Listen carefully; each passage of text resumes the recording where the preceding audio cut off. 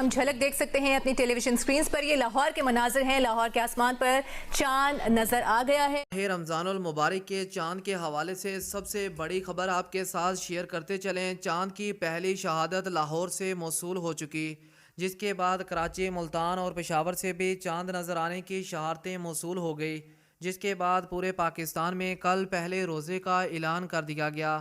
رحمتوں اور برکتوں کے مہینے کا آغاز ہو چکا. اس وقت چاند کی عمر 17 گھنٹے سے بھی زیادہ کی ہو چکی ہے.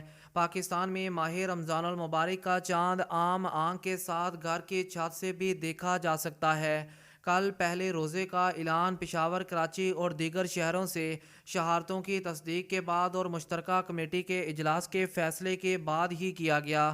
اس وقت لائیو مناظر بھی دکھاتے چلیں. پاکستان میں بھی ماہ رمضان المبارک 2025 کا چاند نظر آ چکا، جس کے بعد رمضان المبارک 2025 کا کیلنڈر بھی جاری کر دیا گیا.